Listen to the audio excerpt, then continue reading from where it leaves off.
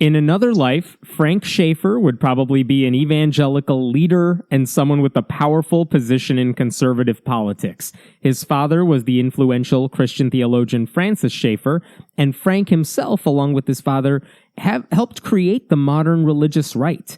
Frank is the author of Crazy for God, How I Grew Up as One of the Elect, helped found the religious right and lived to take all or almost all of it back, which is an awesome title. And more recently, he wrote, Why I Am an Atheist Who Believes in God. Frank, did I get that right? And thank you for being with me. You got all of that right. Excellent. So for those of us who are listening who don't know your Christian background, can you tell us about what that is, what that meant, I guess, in the broader evangelical spectrum, and why that all changed? And then I want to ask you about kind of your political conversion after that.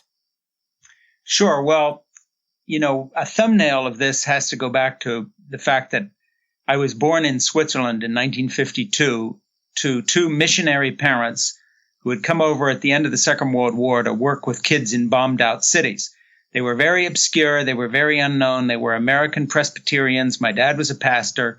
My mom came from a long line of missionaries going right back into the 19th century. So I guess the thumbnail here is that I grew up in a fundamentalist, evangelical American home of expatriates living in a little village on a mountainside. So kind of, if you think of concentric circles, we were foreigners in a foreign country, kind of weird people on the fringe of a little town with a weird religion that the Swiss around us looked at as odd. And so really my background starts there. And then my dad, as the years progressed, began to write, and he became very well known within the evangelical ghetto, if I could put it that way. And what I mean by that is that, if you had asked the average guy on the street in 1968 or 72 or 85 if he had heard of Francis Schaeffer or Edith Schaeffer, my parents, they'd say no. But if you asked the average evangelical going to a Christian college like Wheaton College or Gordon College, or if you had asked Billy Graham or Pat Robertson or Jerry Falwell who Francis Schaeffer was, they would have told you by that stage that he was their great intellectual evangelical who was writing about the intersection of culture and faith, politics and faith, art and religion, and so forth.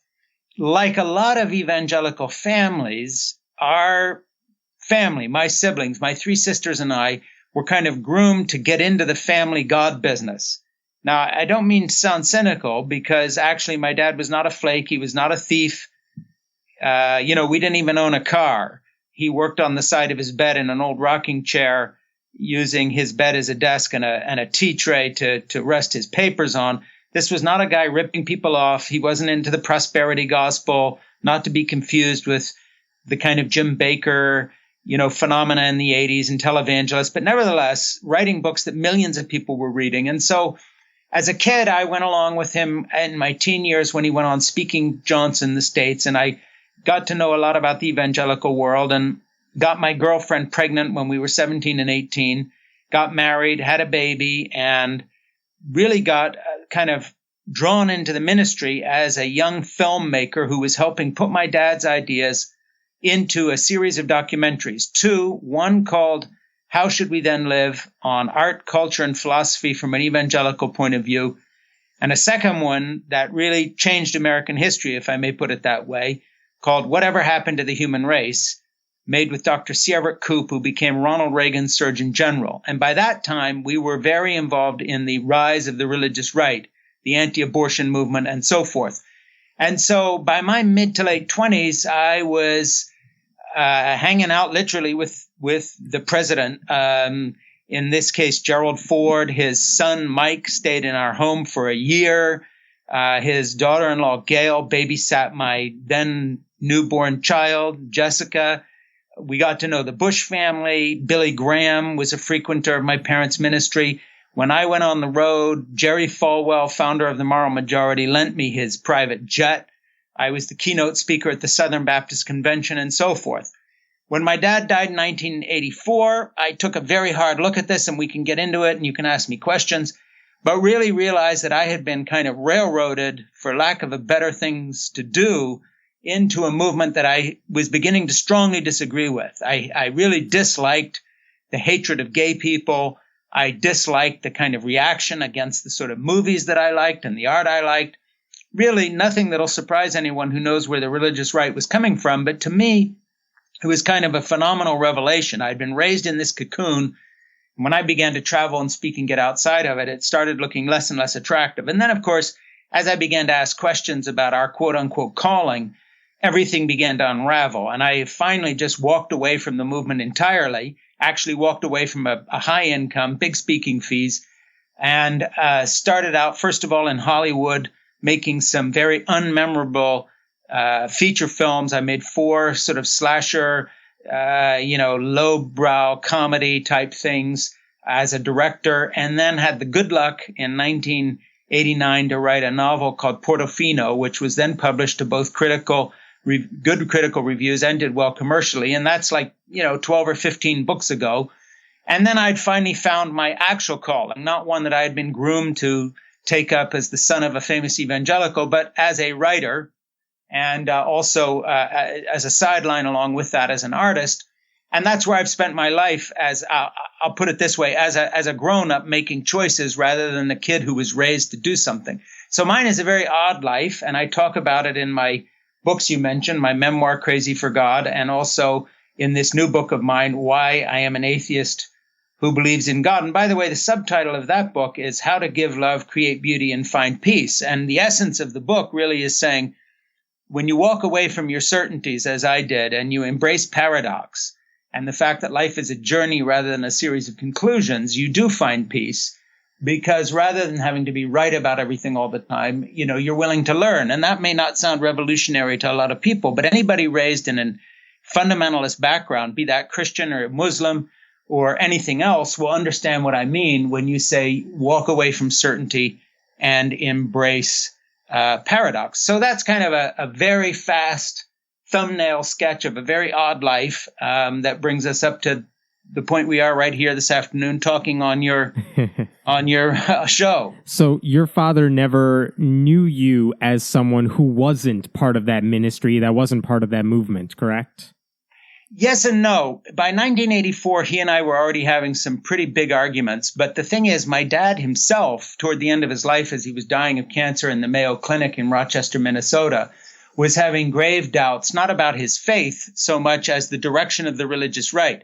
For instance, he was very staunchly pro-life, but he was not at all anti-gay. He just didn't buy into the whole checklist of right-wing Republican moral causes. And so, I like to think that if he had lived a little longer, he would have distanced himself from where it was going too, although I don't for a minute think he would have done what I did and basically bail from the religion as well as from the politics. What was the first thing that really got you thinking, you know what, this cause that I've dedicated my life to is going on the wrong track? Was there one particular instance that really made you reconsider everything? Well, there were a couple, and I'll give you a serious one and a trivial one. Let me start with the trivial.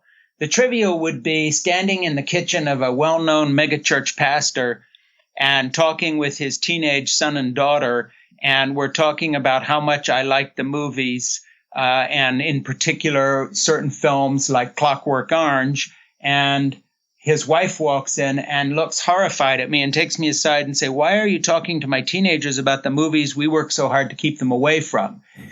Realizing that I had fallen into an enclave, basically peopled with the kind of folks that if we ever wound up on a desert island together, one or the other of us would have to die, because I couldn't coexist with this kind of narrow, culture-hating view. Now, on the more serious side, every time I came home from speaking, and by this time I had 2 little children at home, realizing what an asshole I was turning into and how angry I was. I don't mean angry in that right-wing sense of lashing out at the culture, kind of a Donald Trump type of anger. I mean angry with myself personally, just hating every minute on the road, feeling less and less at home there. And I think that had a lot to do, actually, in a kind of a backhanded compliment to my parents. I was raised by these very ordinary, lovely, evangelical missionary parents who were not greedy. They were not empire building. That Dad almost got famous by mistake simply because people liked his early books, but he wasn't part of the mega structure. He was living in Europe. And comparing the evangelical leaders I was getting to know, like Jerry Falwell, like Pat Robertson, like James Dobson of Focus on the Family, these people who basically laid the groundwork for Ronald Reagan to be elected and then George Bush and so forth. These people were flakes, and they were greedy, and they were monstrously hypocritical in the way they, used their family empires to build fortunes for themselves, literally winding up, in the case of Pat Robertson, as a billionaire, et cetera, et cetera. And as I began to compare the idea I had of what mission work and evangelism looked like to these high rollers who were really con men and con women, I became very disillusioned. And the fact that I was then on the road, as it were, building that movement from which a lot of these guys were profiting, started to make me really angry and to make me really hate myself and question everything and forget just big faith issues. I just mean, what am I doing? How did I get into this? So, my instinct has been towards art and toward literature and toward writing and film. And then all of a sudden I'm out on the road with people who, if you're in discussion with the pastor's wife in the kitchen, she's trying to prevent her kids from seeing the very movies that you think are jaw-dropping, eye-opening pieces of art. And then on the other hand, every time I came off the road, I was on the road. The last year I did this, I was on the road for 6 months out of the year with little kids. That's a lot away from home. And every time I'd come back, it would just be another big fight with my wife. And I was really angry at myself and felt that I was compromising, who I was. So it was a mixture of personal and political, as well as just, disappointment, I guess, with the fact that the big time religious circuit that I was part of was just dreadful. And just on an aesthetic level, let alone a philosophical level. Do you think things would have been different if some of those leaders that you mentioned, the Falwell, the Robertson, the people who were profiting off of this, let's say they were in it for all the right reasons, they simply were dedicated to this cause, but they weren't trying to turn a profit off of this, like we see a lot of televangelists do? Do you think things would have been different for the moral majority, for your own work in that field at all? I think it might have taken a little longer, yeah, but it would have wound up in the same place, because the fact of the matter is, I had been raised in this fundamentalist fictional universe. I mean, to update it, it's a fictional universe where you believe in a literal Noah's Ark, but not in climate change, where science is the enemy, where you always see yourself as the victim, in the same way that, say, Donald Trump says that every time, the press says something bad, it's a liberal conspiracy or the system is rigged. That language is all borrowed from the evangelical subculture. Education is rigged, so they don't teach creation. They only teach evolution. The liberal media is against us, which is why gay marriage is legal, et cetera, et cetera. So you're in this kind of subculture where the excuse is never a better argument or that you can overwhelm another argument with facts. It's always that the facts are suspect because if it's politics, then they're not real Americans. If it's religion, then they're not real Christians. They're not our kind of people.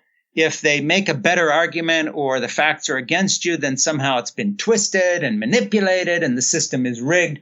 This is the lingo that world uses. And, quite frankly, I have, a bigger interest in, I guess, honesty. You could just say basically just straight up human information than to be constantly bought off by arguments that somehow anything that doesn't agree with you is somehow rigged or part of a conspiracy. Let me ask you. It just seemed too stupid. It just seemed too stupid to me. But let me ask you about that, because this is something I never seem to understand about the religious right, conservative movement in general.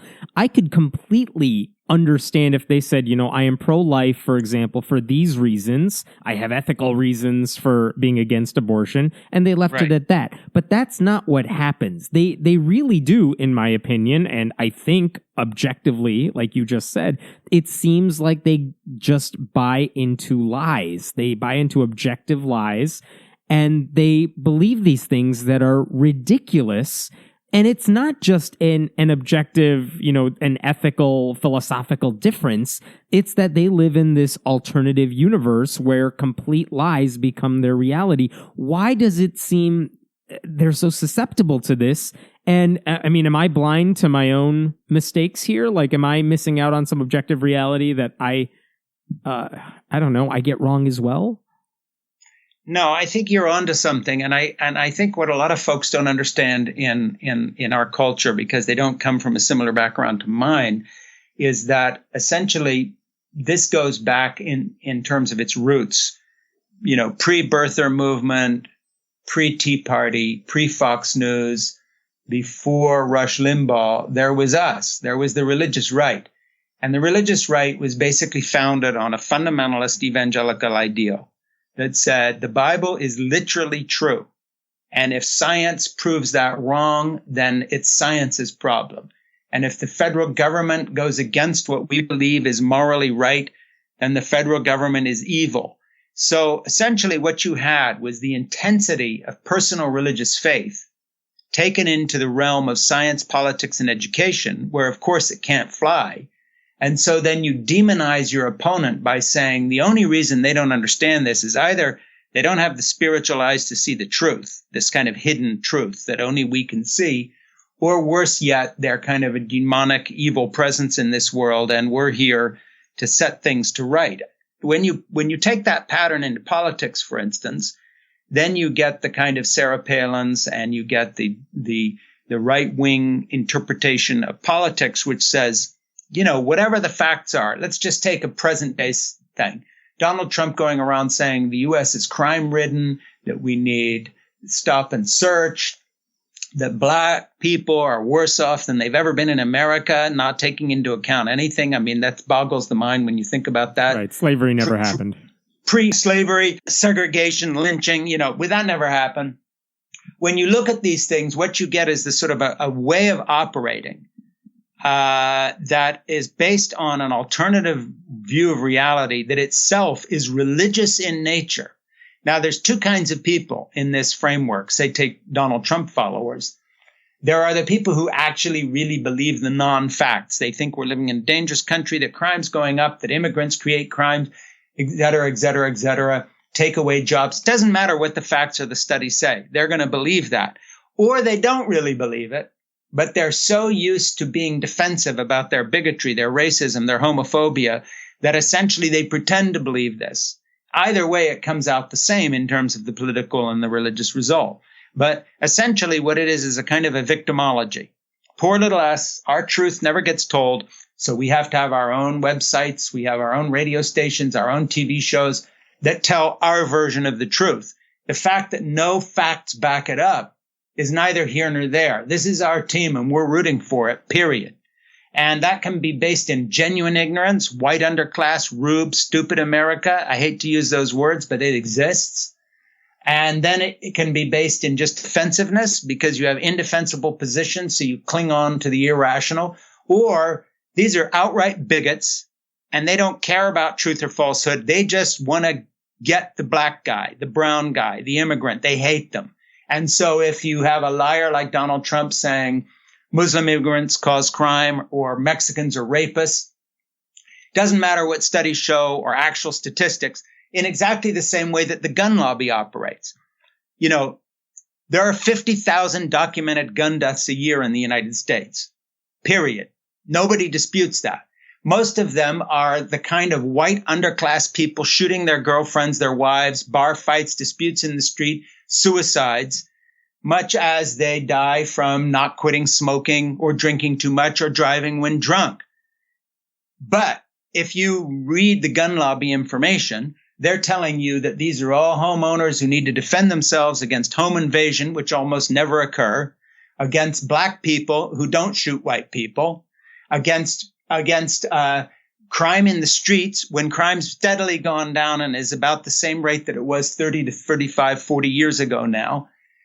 Facts have nothing to do with it. So you have a kind of a circle the wagons emotional response based on either bigotry or outright stupidity. And then that's it. You can't crack it because the baseline of information doesn't exist. They don't even acknowledge that a baseline of information exists outside of their loop.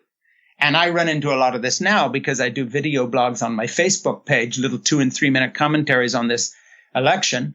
And I get very rational responses from people who agree and some people who disagree. But when I hear from the Trump diehards, they never are able to answer anything I'm saying. They just give me a link to one of their off-the-wall Twilight Zone sites, this stuff that never really happened. So now that's inarguable because it's not a question of comparing facts. It's just that's how they feel, period. And to understand that, you've got to go back into the world of fundamentalist Christianity in America and see the roots of this right-wing movement in that movement. Then you get this irrational religious vibe. If you just look at it as politics, literally it flabbergasts people and seems to make no sense. Yeah, as someone who's on Twitter, I have received those same types of responses. Let me ask you, is there any way to break through that bubble? Because I can see them ignoring people like me who were never part of their club to begin with. Do they listen to you ever because you used to be one of them? Does that carry more weight at all? None whatsoever. Lovely. Basically, it's like a fast stream in the middle of a river. If you get out of the current and swim for the beach, you're not in the flow anymore. So these guys pay attention to me in the extent that people who were evangelicals back in those days when I was big in that movement still know who I am and occasionally will lash out at me in print or refer to, isn't it tragic how Frank Schaeffer went off the rails and so forth. But the Trump types or the millennial who has come through their own kind of version and they're at a Christian college or whatever it may be, they're not going to pay any attention because then I'm just another one of those guys who is telling lies because I'm a liberal and because I obviously read the New York Times. My information is suspect because I cite a scientific study or actual statistics or actual figures. The minute you speak in the language of rational discourse, you can't be taken seriously by these guys because it's not the currency they trade in. It's like using a kind of a money in a country that doesn't take that form of money. They don't do that type of discussion. They just do lash out, rant, and if you cross them, then you're an asshole too. It isn't ever, let's look at this. I didn't know that crime's gone down.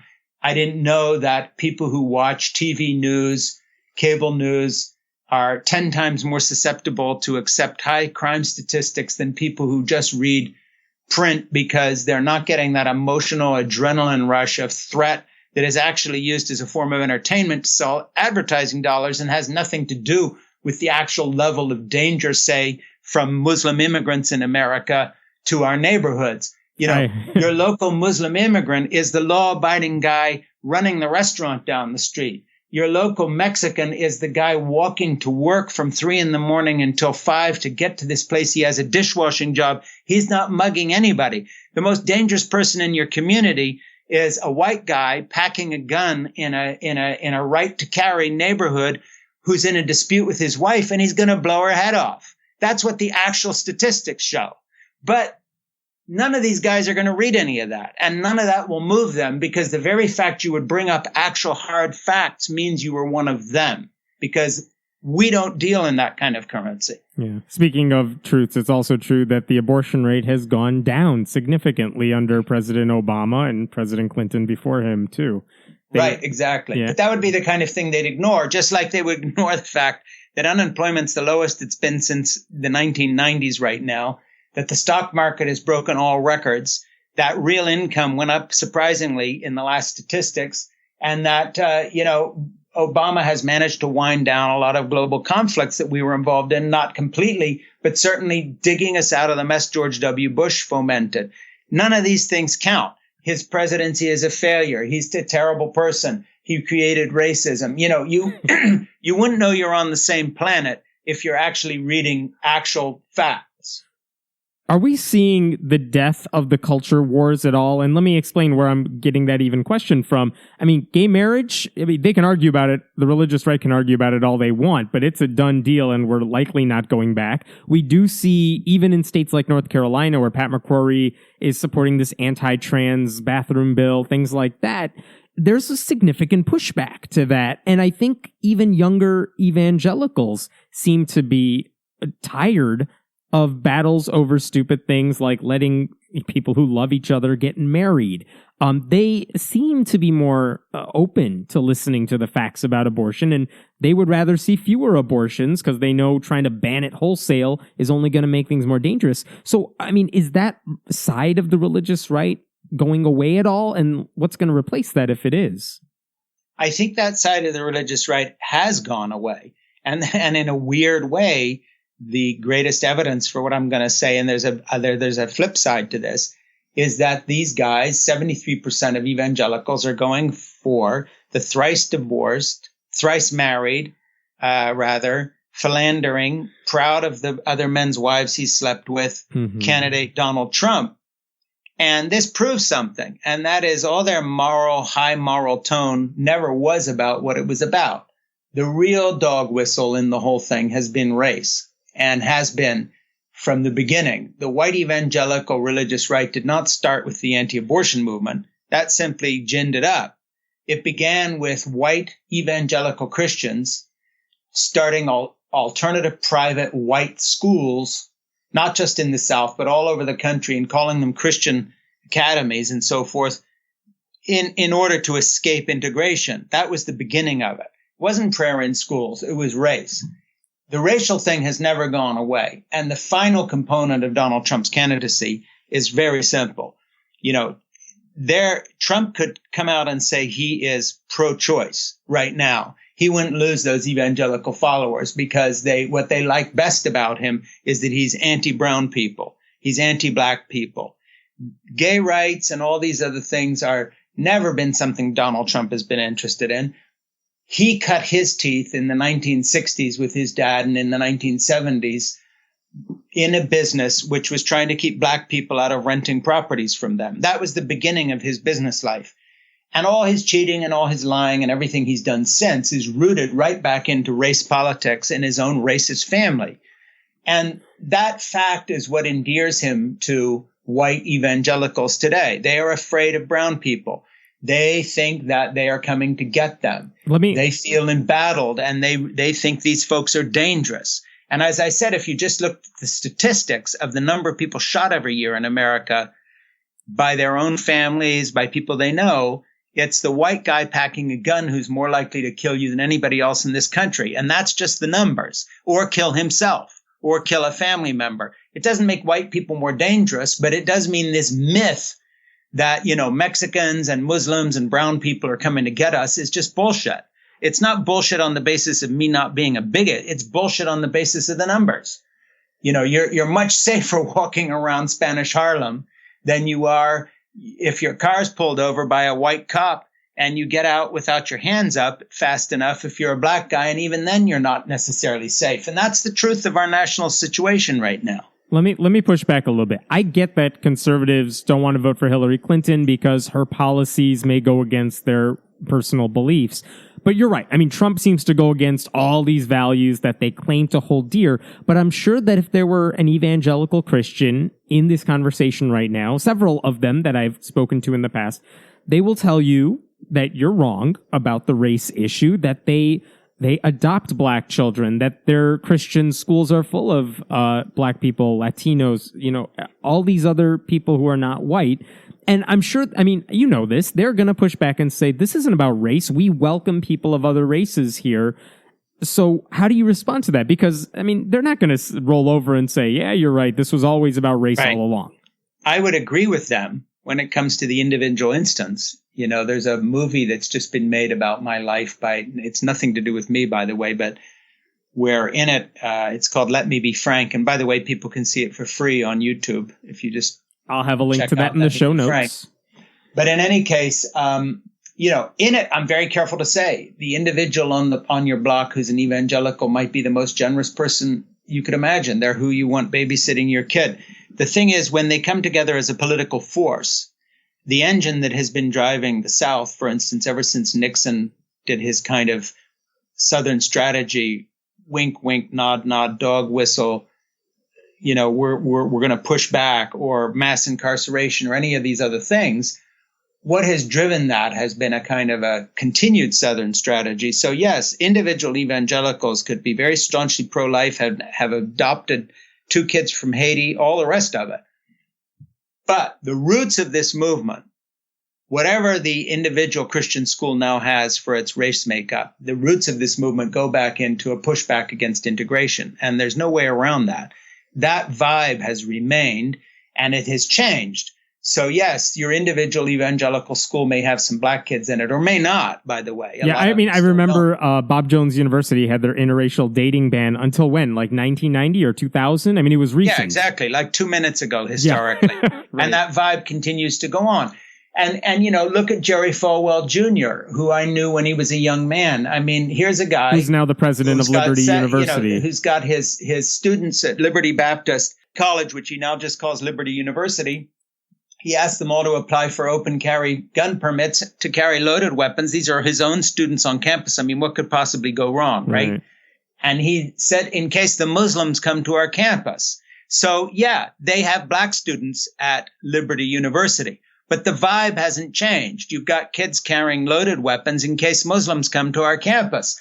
So the enemy changes, the who they are, capital They, changes. Okay, it's not the black guy who wants to drink from your water fountain so much now. That was your dad or your granddad grudged him. Now you're waiting for the Muslim boogeyman or the Mexican who's going to do whatever.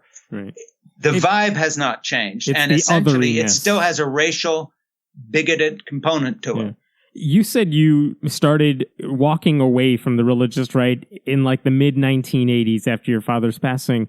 Was your political conversion happening simultaneously, or did that come much later?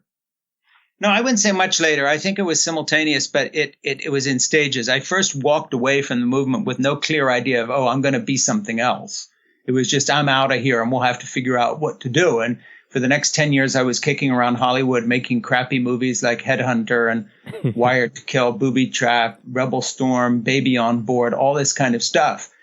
I wrote this novel, Portofino, which became part of a trilogy, the Calvin Becker trilogy, Portofino, Zermatt, Saving Grandma. And I was very fortunate. It got very good critical reviews and I found a whole new readership. And turns out, I had a different life ahead of me.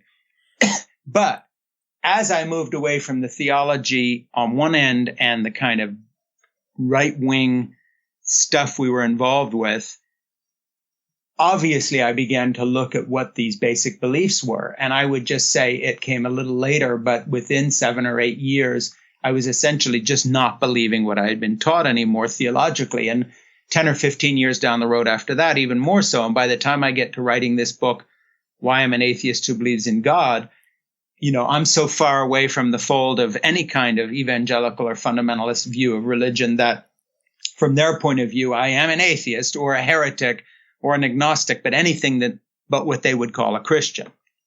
I want to go back to something. What's the difference, do you think, between someone like yourself and someone I've spoken with on this podcast before, Bart Campolo, also the son of a famous evangelical preacher, right, versus people like Franklin Graham or someone like Jerry Falwell Jr., who clearly have followed in their father's footsteps and maybe even gone even more to the right? What do you think is the big separating force between you all? Why did you go in one direction and they go in another? Or is that just coincidental? Well, first of all, footnote, Bart figures in this movie about me, Let Me Be Frank, in the sense that he and I were on a panel together in a bar in New York talking to some people over drinks, as it were, and somebody filmed it, and it's part of the movie, and so he's in there. Okay. But and I've tracked with Bart. I think the difference between a Franklin Graham and me, or Bart and me and Franklin Graham or Jerry Falwell Jr. is a couple things. I mean, not to put too fine a point on it, the big bucks are not in what Bart and me did. Bart has been pastoring small churches and writing books and people read and doing some talks. I think he's pretty much broke most of the time. I've been a little more lucky in that some of my books have been bestsellers and I'm still on a speaking circuit, but, which has nothing to do with evangelicalism, like, speaking at Kansas City Public Library or Princeton or whatever it might be on the university circuit. There's a few fees there, but, there was more money on a book table at our big seminars in the 1970s at my father when we were launching his films in Dallas, say, for instance, than there is in my pocket in a year. Mm-hmm. And that's literal. I mean, so I'd say the first thing, I don't want to impugn people's motives, but the big bucks are not in walking away from a happening movement. They are sticking with the program and living that lavish lifestyle that obviously, Franklin Graham with his private plane and all the rest of it lives. He pays himself a little over $1.5 million a year, and that's not counting benefits and or anything else. So that's the first thing. But then the second thing is that I think a lot of these guys may have started out as very sincere, but once you become the actual face of the program, there's no way to question your own beliefs without questioning, your entire, not just reason for existence, but livelihood, your persona. So, it's like expecting Taylor Swift to suddenly not just walk away from her music career, but to speak out against it and say, I've never been a good singer, and I'm sorry I was trying to fool all you people all those years, but I'm out of here. People simply, if you get too far in, you don't do that. And the thing is, with me, I was fortunate in that because I wanted to be a filmmaker and then a writer, I actually had something I believed in far more.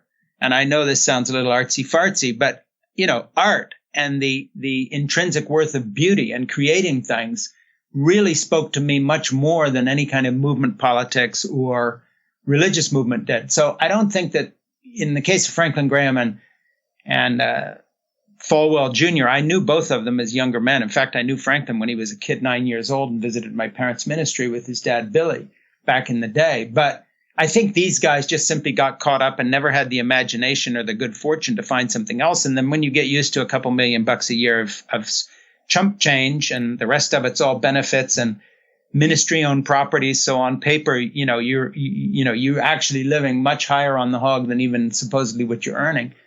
It's hard to walk away from that unless you have an overriding desire to either create beauty, make something creative, do something different with your life. And then by the time you've given up on your beliefs and you're just a total flake, which I'm sure Franklin Graham and Jerry Falwell Jr. are, at that point, hey, this is what you do for a living. It's more like the mobsters and the Sopranos. They may question what they're doing, but hey, at this point, they've chosen their life. Like the guy says in The Godfather, this is the profession we have chosen, and they're just stuck with it.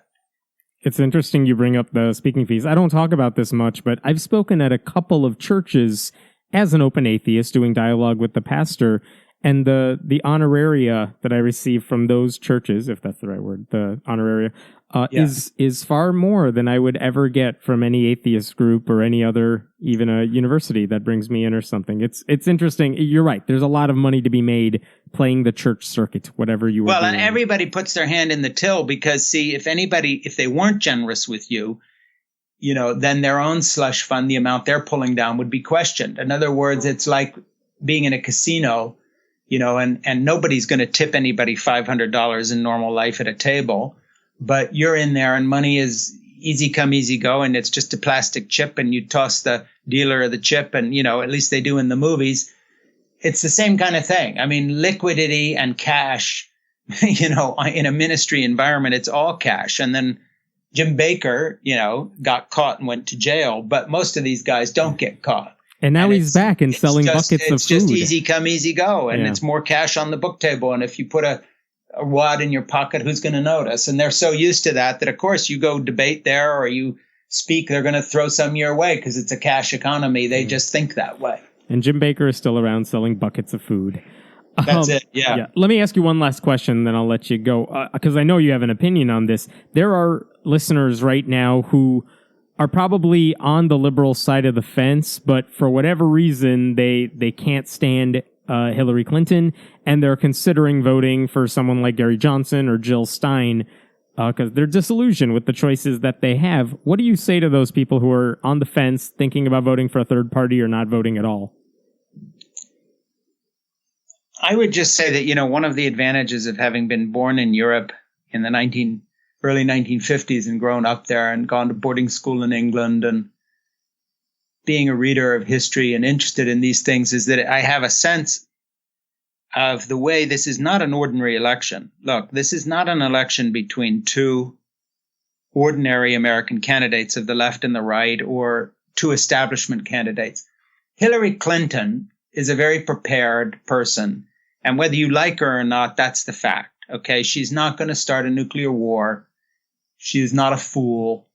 People can bitch about the Clinton Foundation, but it doesn't do what Trump has done, which is go into the funds that are supposedly for charity and use them to pay your legal debts in the many suits you're involved with and all this stuff the Washington Post has investigated. But the real point is this, and I hate to be so blunt, anyone who will risk allowing our democracy to slide into the grip of a pathological liar and wannabe Vladimir Putin fascist for America really is not thinking about the historical connotations, and they're thinking in terms of an ordinary American election where you can have moral equivalency between the two candidates.